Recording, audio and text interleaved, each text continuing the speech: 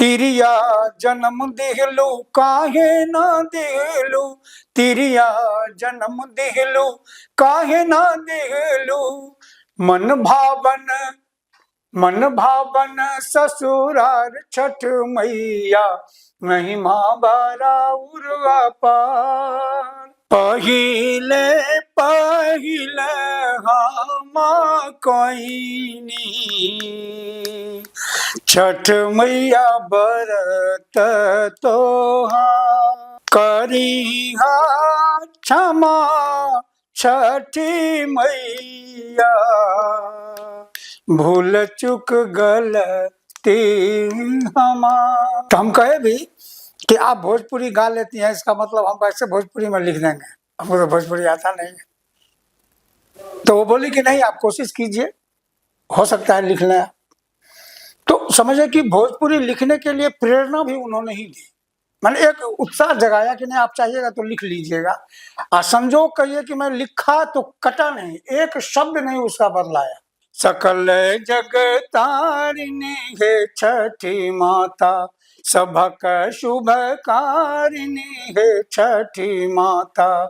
सुन सुन के ताना हम कोइनी बरतिया, बिगड़ी बना दा हमार छठ मैया, महिमा बारा उर्वा पार। मेरा मानना है कि यदि हम अपने बाल बच्चों को अच्छा संस्कार देंगे तो इंग्लैंड अमेरिका कहीं भी रहेंगे तो अपनी संस्कार और अपने परंपरागत विरासतों को वो अवश्य फॉलो करेंगे। 2002 में मैं तो उनके लिए गीत लिखा, तो उसी समय में उनके पति भी थे उस प्रोग्राम में, उनको किसी ने परिचय कराया कि रेडियो के आर्टिस्ट हैं लेकिन लिखते भी हैं। तो हमसे परिचय हुआ उनको, तो उन्होंने कहा कि शारदा जी के लिए भी आप गीत लिखिए। सो इस बार वो गाएंगी टी सीरीज के लिए, तो 3 भोजपुरी 3 मैथिली वो गाती हैं, तो आप लिखिए। तो हम जब लिखे तो 2-3 गाना लेके गए, तो फिर उसमें जो संशोधन करना था, सुझाव देना था वो दी, और कही कि एक भोजपुरी लिखिए। इस गीत में प्रधानमंत्री जी ने शेयर किया है, इसीलिए आज लोगों की जिज्ञासा भी होगी इस गीत के, आखिर इस गीत में है क्या जो इतना लोग को पसंद आ रहा है। पिया के सनही या बनई मैया दीहा सुख सान। लोक आस्था का पर्व छठ पूजा आज से शुरू हो चुका है और आज पहला दिन है, नहाई खाई है।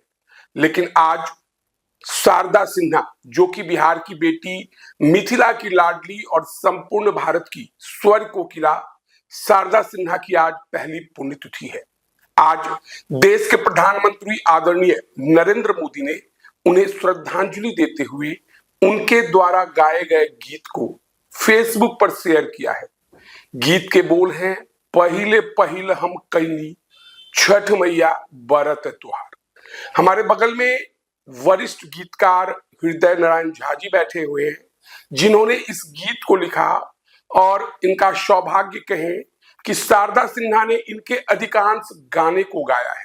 तो सबसे पहले सर आपका स्वागत है, और सबसे पहले 2 लाइन उस गीत को गुनगुना दीजिए जिस गीत को आज प्रधानमंत्री नरेंद्र मोदी ने शेयर किया है। जी जी, नमस्कार आपके चैनल के दर्शकों को। वो गीत का बोल है, पहिले पहिले हम कोइनी, छठ मैया बरत तोहार। करिहा क्षमा छठी मैया, भूल चुक गलती हमार। शुरुआत करते हैं। आप खुद मिथिला क्षेत्र के हैं, शारदा सिन्हा मिथिला की क्षेत्र की हैं। अमूमन देखा जाता है कि महिलाएं गीत संगीत जगत में मिथिला क्षेत्र की अगर बात कर ले तो ना के बराबर आती है। पहले विंध्यवासिनी देवी आती हैं और उसके बाद शारदा सिन्हा का एक दौर चलता है, लेकिन जो मुकाम शारदा सिन्हा को मिलता है वो किसी को नहीं मिलता। तो बतौर हृदय नारायण झा जब मधुबनी से पटना आते हैं तो शारदा सिन्हा से उनकी पहली मुलाकात कब होती है और गीत लिखने का अवसर कैसे मिलता है? ये कहिए कि एक इत्तेफाक इसको आप कह सकते हैं कि आकाशवाणी या दूरदर्शन का मुझे ठीक से याद नहीं है, किसी का एक ओपन स्टेज प्रोग्राम था, उसमें शारदा जी का प्रोग्राम था। कौन से साल की बात है? ये 2002 की बात है, 2001 ही होगा। 2002 में मैं तो उनके लिए गीत लिखा, तो उसी समय में उनके पति भी थे उस प्रोग्राम में। उनको किसी ने परिचय कराया कि रेडियो के आर्टिस्ट हैं लेकिन लिखते भी हैं, तो हमसे परिचय हुआ उनको, तो उन्होंने कहा कि शारदा जी के लिए भी आप गीत लिखिए। सो इस बार वो गाएंगी टी सीरीज के लिए, तो 3 भोजपुरी 3 मैथिली वो गाती हैं, तो आप लिखिए। तो हम जब लिखे तो 2-3 गाना लेके गए, तो फिर उसमें जो संशोधन करना था, सुझाव देना था, वो दी और कही कि एक भोजपुरी लिखिए। तो हम कहे भी कि आप भोजपुरी गा लेती हैं, इसका मतलब हम कैसे भोजपुरी में लिख देंगे, हमको तो भोजपुरी आता नहीं है। तो वो बोली कि नहीं, आप कोशिश कीजिए, हो सकता है लिख लें। तो समझे कि भोजपुरी लिखने के लिए प्रेरणा भी उन्होंने ही दी, मैंने एक उत्साह जगाया कि नहीं आप चाहिएगा तो लिख लीजिएगा। और संजोग कहिए कि मैं लिखा तो कटा नहीं, एक शब्द नहीं उसका बदलाया, तो वो गीत आया। अच्छा, पहला वो मैथिली गीत कौन सा था जो कि आपने छठ गीत लिखा हाँ। और शारदा सिन्हा ने तो गाया? अपने मैथिली के मिथिलांचल के हर एक क्षेत्र में, अति हर एक घर में भगवती गीत जो प्रचलन में है, पारंपरिक भगवती गीत, उसी धुन में मैंने उस गीत को लिखा ताकि अधिक से अधिक लोग उससे कनेक्ट हो जाएं, और हुआ भी वही।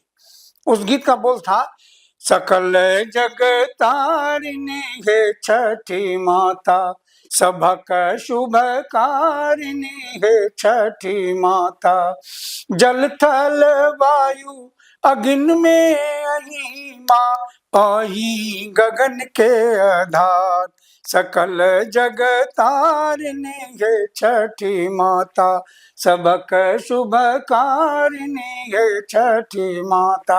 ये पहला गीत था। ये पहला गीत मैथिली का था। मैथिली। और जो 3 भोजपुरी गीत आपने उनके लिए लिखे, हाँ। जो कि छठ गीत थे, वो कौन कौन से थे? वो एक ही गीत भोजपुरी का लिखा जी। उसी में 2 मैथिली, साल 2002 की बात दो है। की बात है। तो उसमें एक भोजपुरी गीत था जी। जिसमें एक ऐसे कैरेक्टर को मैंने गीत में खड़ा किया जिसका जो गौना होके आई है, लेकिन 5-7 बरस बीत जाने तक बच्चा नहीं होने से घर में तरह तरह के ताने पड़ रहे हैं। तो उससे एक प्रताड़ित स्त्री क्या फील करती है, तो वो व्रत कर रही है छठ का, और उस व्रत करते हुए वो गा रही है कि महिमा बाराउर अपार छठ मैया, महिमा बाराउर अपार, तिरिया जन्म देहलू काहे ना देहलू, तिरिया जन्म देहलू काहे ना देहलू, मन भावन ससुरार छठ मैया, महिमा बाराउर अपार, सुन सुन के ताना हम कोइनी बरतिया, बिगड़ी बना दा हमार छठ मैया, महिमा बाराउर अपार। ये गीत काफी पसंद किया गया। अच्छा, एक सवाल उठता है कि आप मिथिला से हैं, शारदा सिन्हा भी मिथिला की थी, लेकिन आपसे मैथिली गाने के साथ साथ भोजपुरी लिखवाना, जी, कभी मन इस तरह से कचोटता था कि हम भोजपुरी क्यों लिखें? नहीं, इसलिए नहीं कचोटा कि उस समय जिस समय मैंने लिखा उसी समय में अश्लील गीतों का दौर चला था। जी। और मैं संस्कृत एकेडमी में नौकरी करता था, वहाँ एक बगल में ही भोजपुरी एकेडमी थी। तो भोजपुरी एकेडमी से या किसी संस्कार गीत के किताब में, भोजपुरी संस्कार गीत के किताब में एक सोहर गीत मैंने देखा। उस गीत में भोजपुरी जनपद के माँ बहनों का, या स्त्री का कह सकते हैं, स्त्री शक्ति की जो मैंने चेतना देखी, जो मैंने बौद्धिक स्तर देखा, तो मैं भीतर से हिल गया कि जहां नारी का इतना बड़ा, जो ये कहिए कि आप उच्च सोच विचार जहां है जिस जनपद में, उस जनपद की स्त्री के बारे में ऐसा गीत क्यों आ रहा है? मुझे लिखना चाहिए कुछ बेहतर चीज। यानी जिस तरह से अश्लीलता पसरी हुई थी, जिस तरह से अश्लील गाने बन रहे थे, हाँ। तो आपको लगा कि मैं भोजपुरी भी लिख सकता हूँ, मैथिली भी लिख सकता हूँ। हाँ, लिख सकता हूँ। तो वो एक अनुराग जो मेरा भोजपुरी भाषा से, संस्कृति से हुआ, तो मुझे नहीं लगा कि अपने, हमारे मिथिला में तो स्त्री प्रधान वो मिथिलांचल का पूरा क्षेत्र है, इसीलिए दुर्गा पूजा भी वहाँ होती है। तो ये तो अपने यहाँ था कि अपने यहाँ मिथिलांचल में गृह लक्ष्मी का आदर दिया जाता है स्त्री को, लेकिन भोजपुर जनपद से एक शौर्य गाथा लिखने वाले व्यक्तित्व कृतित्व वाले लोग हुए। तो उसमें जब महिलाओं का चरित्र मैंने देखा कि इस उच्च सोच विचार वाली महिलाएं हैं, तो भोजपुरी संस्कृति के तरफ मेरा झुकाव हुआ। फिर कुछ अध्ययन भी किया, स्वाध्याय किया और लिखने लगा। आप 2002 में शारदा सिन्हा से मिलते हैं, लेकिन एक समय था जब कहा जाता है कि शादी विवाह हो या मुंडन उपनयन हो, शारदा सिन्हा के ही गाने बजते थे। खासकर मिथिला क्षेत्र में विद्यापति गीत की बात कर ले, या जगदम्बा घर में दियरा बार ऐनी है की बात करें, या एलई शुभ के लगन में सुबह हो, ठीक बात, या आप सीता के लिए जो समदौन गाया जाता है, सकल जितने भी गाने हैं, बतौर एक लेखक आपने पहली बार शारदा सिन्हा के गाने को कब सुना, और वो कौन से गाने थे जो आपको लगा कि ये महिलाएं बहुत अच्छी गाती है? मेरा विवाह था जी, तो मैं विवाह करने के लिए जा रहा था बारात के साथ। तो मेरे ससुराल में उन्हीं का गाना लगा हुआ था, मोहिले लेकिन सजनी मोरा मनमा पहुनमा रागो। वो गीत अभी तक मुझे याद है कि मेरे विवाह में वो गीत बज रहा था। जिस समय मैं द्वार लगा उस समय ये गीत हो रहा था। तो मेरे मन में था कि ऐसा ये एक पिकुलियर आवाज है, इनसे मिलते, इनसे हमारा स्वाद माने संपर्क होता तो एक सौभाग्य की बात है। लेकिन भगवान की कृपा थी कि यानी जो आपने विवाह के समय सोचा वो भविष्य में चलकर सच हो गया, सच भी हो गया और एकदम भाई बहन का रिश्ता तैयार हो गया। तो ये एक बहुत बड़ा सौभाग्य हम अपने को समझे कि वो गीत भी लिखवाती थी और डिस्कस भी करती थी हमारे साथ, मिथिला की क्या संस्कृति है, क्या सभ्यता रही है, क्या लोक जीवन रहा है, क्या लोक संस्कार के गीत हैं, क्या वहाँ पर ऋतु प्रधान गीत हैं, क्या व्यवहार गीत हैं, हर विषय पर उनसे चर्चा होती थी। अभी आपसे बात हो रही थी तो आपने कहा कि मिथिला के विभिन्न पारंपरिक धुनों को आपने छठ पूजा में लाने का काम किया। भोजपुरी और मैथिली में बिल्कुल। तो वो कौन कौन से गीत थे जिनको आपने लाया? जैसे एक पहला प्रयोग मैंने किया कि वो तो कहे कि भगवती गीत में छठ गीत लाया, वो गीत एस्टेब्लिश हो गया। फिर दूसरी बार जब वो गाई टी सीरीज के लिए, उसमें मैंने एक लगनी गीत गाया। लगनी में जो काफी फेमस है, लगनी का गीत अपने यहाँ काफी फेमस है। आज चूंकि छठ में गेहूं पिसने का तो है ही है प्रसाद के लिए, और अगर मैं गलत नहीं हूं तो लगनी में किया हो रामा लगता है। तो इसी भाव में हम किया हो रामा के बदला में दीनानाथ कर दिए और उस पर मैंने गीत लिखा और कहिए कि छठ मैया की कृपा से वो छठ गीत के रूप में एस्टैब्लिश हुआ। उस साल जिस साल मैंने लिखा उस साल मुझे जो सूचना मिली कि सर्वाधिक उसे दरभंगा में सुना गया। लोग कहने के लिए हमको आए, कहीं से फोन भी आया कि दरभंगा में आपका गीत बहुत बज रहा है। तो वो गीत था कि हाँ, उसमें आप मध्यवर्गीय जो एक परिवार है उसमें पलायन भी है कि पलायन आप कह सकते हैं कि रोजगार के लिए बाहर गया हुआ है बेटा, बहू भी उसके साथ है, घर में कोई है नहीं, अकेली माँ छठ कर रही है, उसका दर्द उस गीत में है के हना समैया गाहू मो महंगा बेले हो दीनानाथ कौन विधि अर्घ दिया ये बरे की बउआ कमौआ हमारो परदेश बसी गेले हो दीनानाथ बिनु रे पुतहुआ विधियोरिया उतरे की। ये एस्टेब्लिश हुआ। चलिए अब उस गीत की बात करते हैं जिस गीत को आज देश के प्रधानमंत्री नरेंद्र मोदी जी ने शेयर किया, और मुझे लगता है कि कई ऐसे लोग होंगे जिन्होंने आपको फेसबुक पे मेंशन किया होगा, फोन करके बताया होगा कि देखिए आपके लिखे हुए गीत को आज प्रधानमंत्री मोदी शेयर कर रहे हैं। नए युग में आते हैं, डिजिटल युग में आते हैं, लोगों के हाथों में स्मार्टफोन आ चुका था, 4G 5G का युग आ चुका था, और नितिन चंद्रा आपसे संपर्क करते हैं या कौन आपसे मिलता है और किस तरह से यह ऐतिहासिक गीत बन जाता है?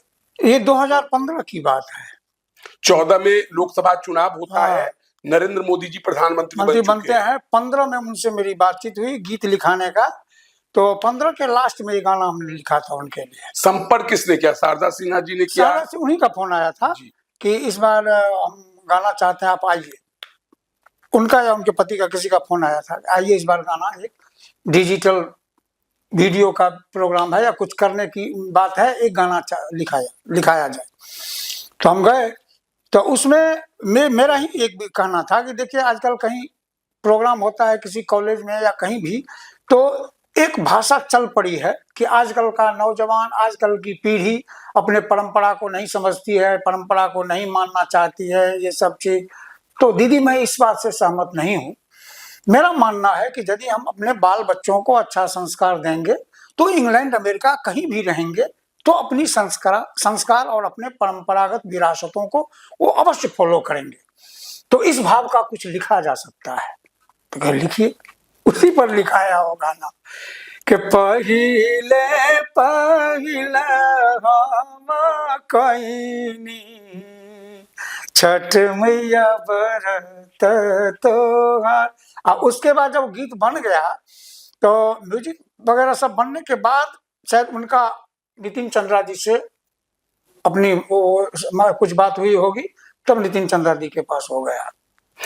बतौर पत्रकार बात करें तो आपसे मेरी मुलाकात कई बार हो चुकी थी, बिल्कुल बिल्कुल। लाइव बिहार के ऑफिस में या चेतना समिति के कार्यक्रम में, लेकिन पहली बार जब नितिन चंद्रा जी के उस गाने को मैंने देखा और जब लिरिसिस्ट में नाम लिखा हुआ था हृदय नारायण झा, तो विश्वास कीजिए मुझे नहीं पता था कि आप वही हृदय नारायण झा हैं जो दिखते हैं क्योंकि आपका जो बेहद साधारण सा रूप है।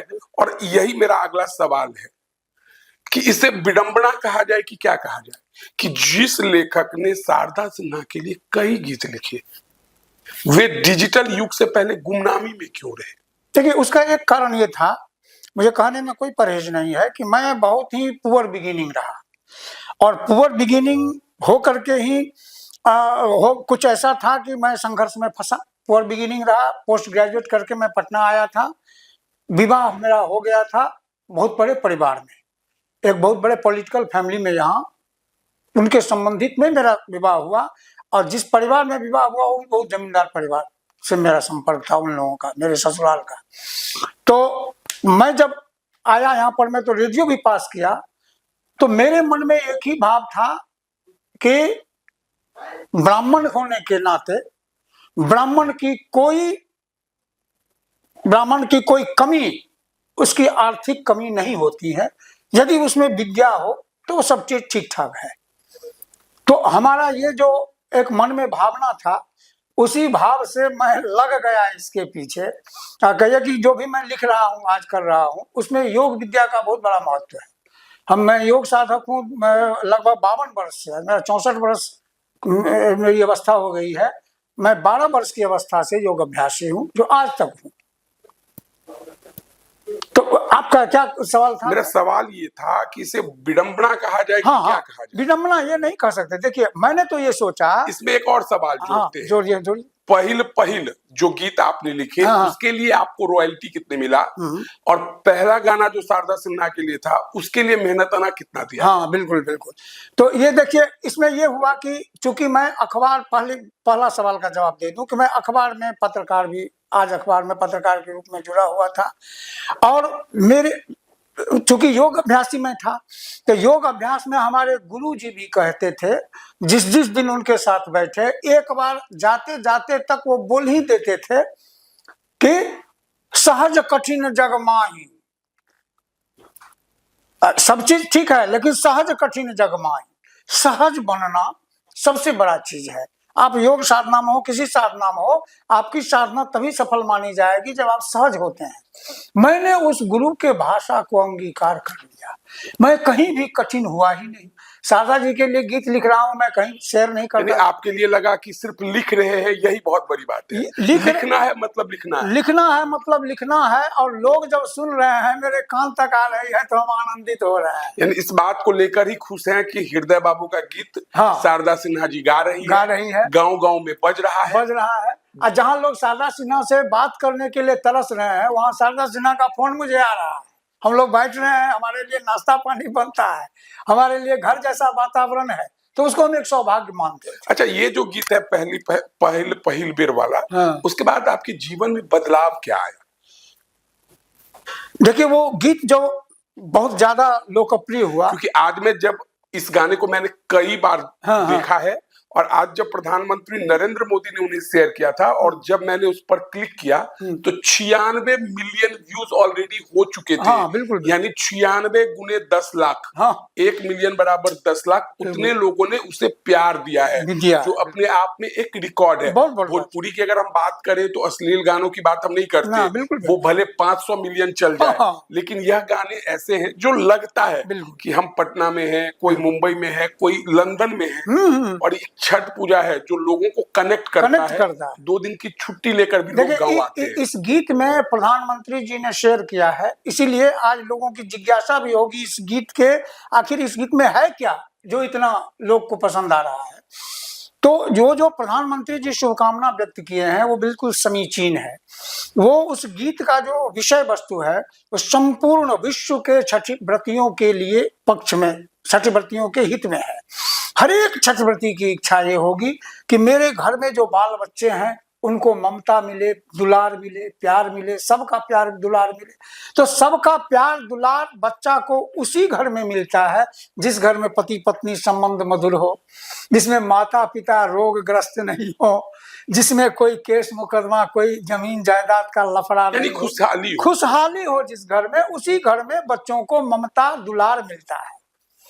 तो ये एक ही जगह छठ मैया से आराधना है कि गोदी के बलकवा के दीहा छठ मैया ममता दुलार, मतलब परिवार में ऐसा वातावरण बना दीजिए। रोग भी आप हरती हैं, तो यदि मेरे घर में किसी सास ससुर को रोग वगैरह है तो उसको आप हरण कर लीजिए, तो मेरे बच्चों को प्यार दुलार देंगे।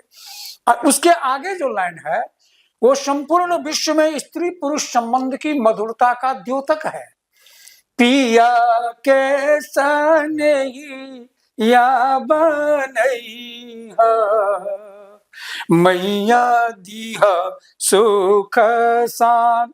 तो हमारे भारतीय सनातन वाङ्मय में ये कहा गया है, मान्यता है इस बात की, मान्यता कि हमारे पूर्वजों ने उसको जी करके सिद्ध करके तब हम लोगों के लिए दिया कि स्त्री पुरुष का विवाह होता है सधर्मे चरतम, साथ मिल करके धर्म रक्षा के लिए आपका विवाह मैं करा रहा हूं, ये भाव होता है।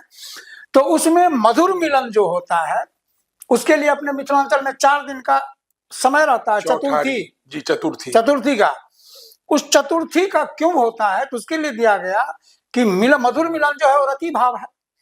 तो रति भाव का जो आदर्श स्वरूप है वो तभी आएगा एक स्त्री पुरुष के जीवन में जब उसके जीवन में प्रेम होगा, प्रणय होगा। प्रणय मतलब कुछ हम कहें कुछ तुम कहो, दोनों की बात दोनों को अच्छा लगे, ऐसा वार्ता भी होना चाहिए।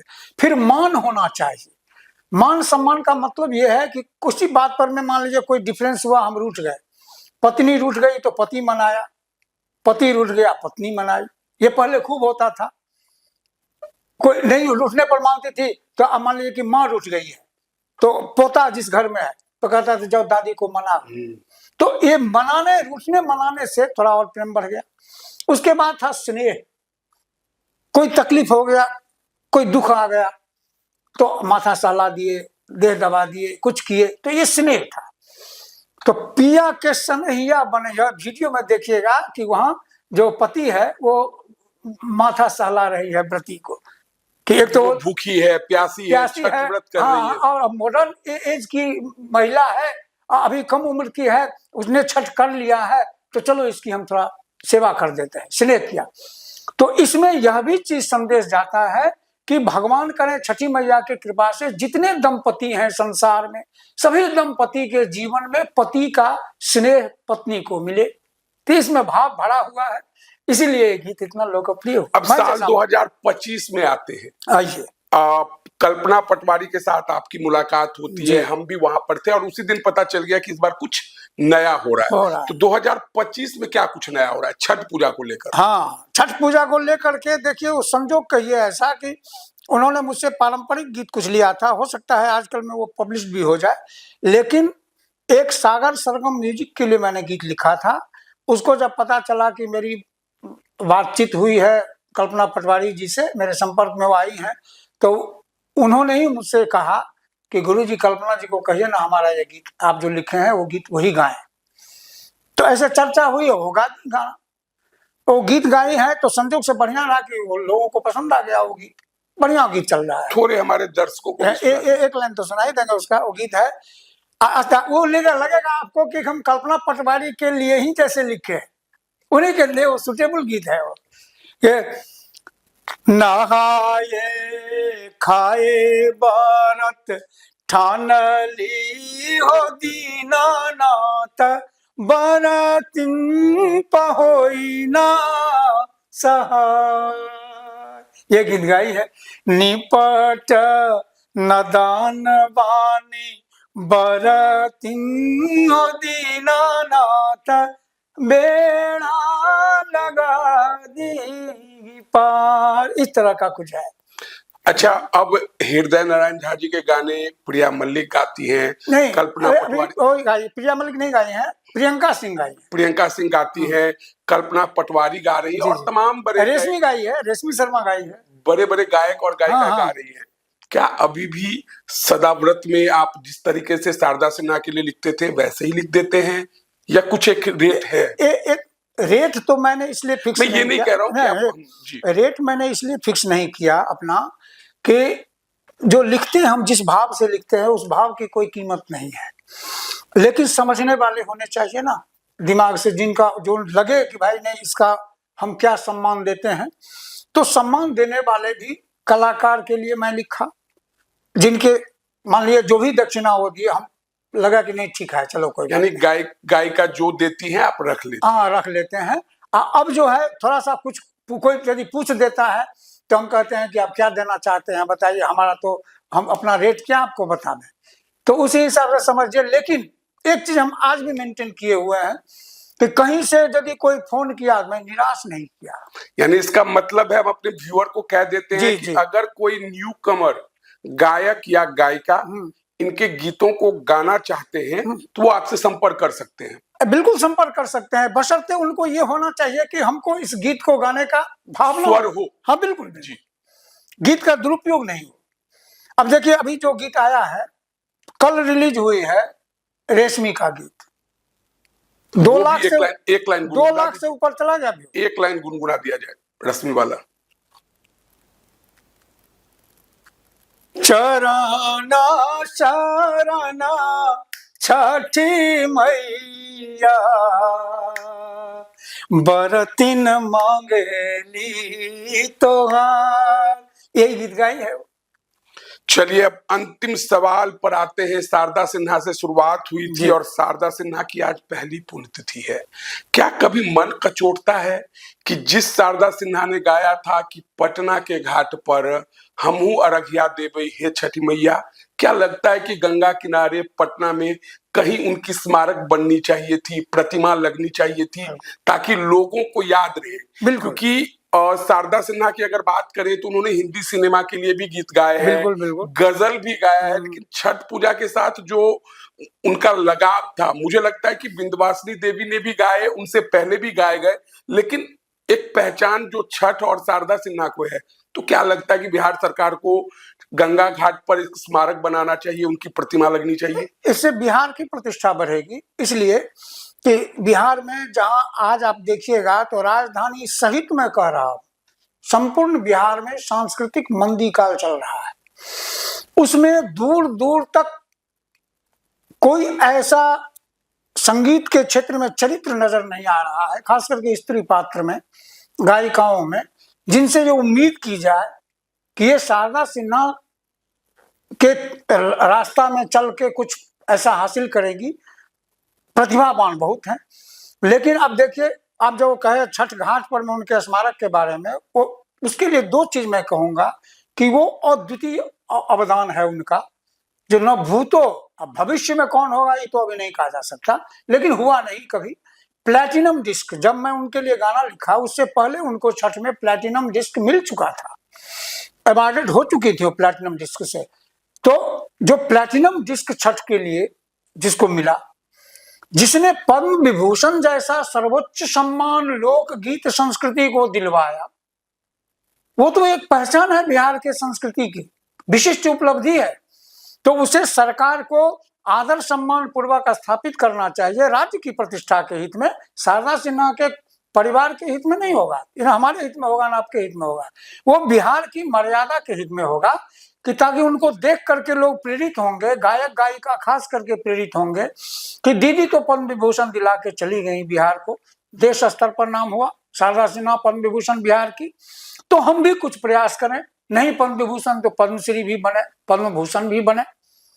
तो ये एक प्रेरणा स्रोत होगा, इसीलिए ये बनना चाहिए, अवश्य बनना चाहिए। चलिए, तो सर के साथ अगर बातचीत करेंगे तो बातचीत का सिलसिला काफी लंबा होगा, लेकिन जाते जाते सर ने कहा कि शारदा सिन्हा की अगर स्मारक बनती है या प्रतिमा लगाया जाता है तो यह बिहार के लिए गौरव की बात होगी। तो देखना दिलचस्प होगा कि बिहार सरकार कब इसको लेकर कदम बढ़ाती है और फैसला लेती है। बहरहाल आप क्या सोचते हैं, कमेंट करके हमें जरूर बताएं। धन्यवाद।